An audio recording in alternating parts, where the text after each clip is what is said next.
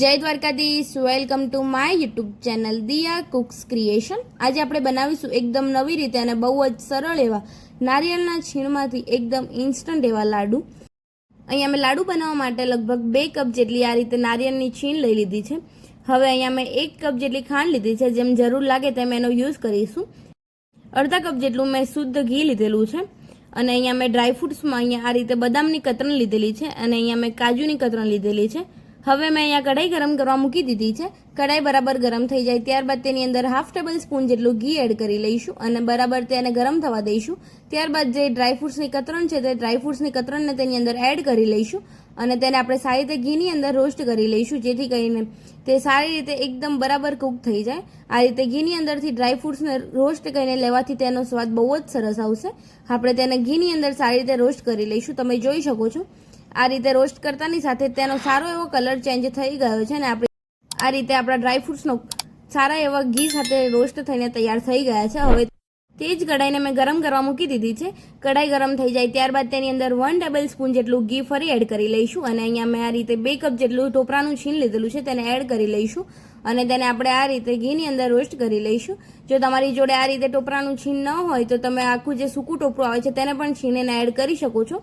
હવે તેને આપણે સારી રીતે ઘીની અંદર રોસ્ટ કરી લઈશું અને આ રીતે ઘીની અંદર ટોપરાના છીણને રોસ્ટ કરવાથી તેનો સ્વાદ બહુ જ સરસ આવશે અને તે સારું એવું સોફ્ટ તૈયાર થઈ જશે। હવે અહીંયા થોડીક વાર પછી જો તમને કોરું લાગે તો તેની અંદર ફરી 1/2 ટેબલ સ્પૂન જેટલું ઘી એડ કરી લઈશું। જો ઘીની જરૂર ન લાગે તો ઘી એડ કરવાની કોઈ જ જરૂર નથી। હવે તેને આપણે ફરી મિક્સ કરી લઈશું અને તેને સારી રીતે રોસ્ટ કરી લઈશું।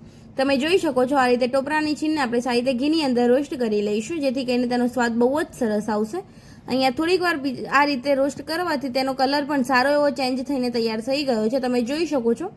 હવે ટોપરાની છીણ શેકાઈ જાય ત્યારબાદ તેની અંદર 1/2 કપ જેટલું દૂધ એડ કરી લઈશું અને તેને આપણે સારી રીતે મિક્સ કરી લઈશું। દૂધ એડ કરતાની સાથે તેની અંદર સારી એવી સુગંધ આવવા લાગે છે અને આ રીતે તેને મિક્સ કરી લઈશું। જો તમને દૂધ જરૂર લાગે તો એડ કરી દઈશું।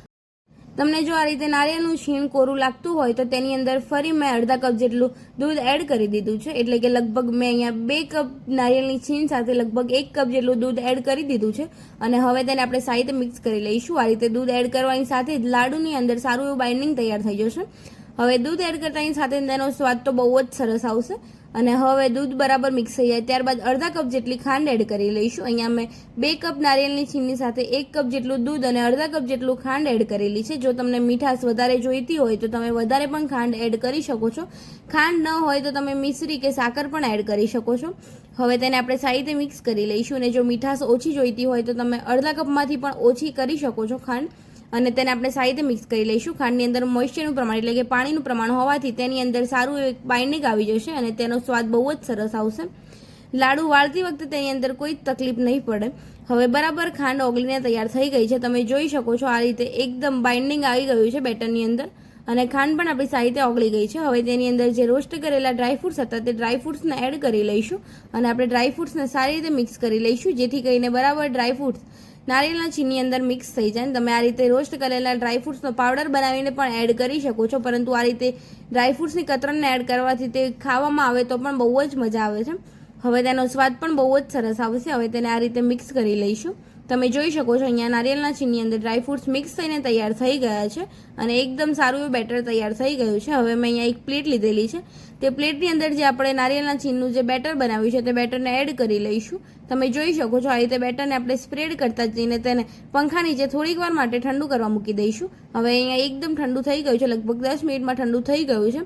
હવે તેની અંદરથી આ રીતે એકદમ નાની સાઇઝનું લોહી લઈ લઈશું, એકદમ નાની એટલે કે લીંબુ કરતાં પણ નાની સાઇઝનું લોહી લઈ લઈશું અને તેને આ રીતે લાડુના શેપમાં ગોળ આપી દઈશું। તમે જોઈ શકો છો આ રીતે લાડુ બની ગયો છે, તેને આ રીતે નારિયેળના છીણની અંદર ડીપ કરી લઈશું।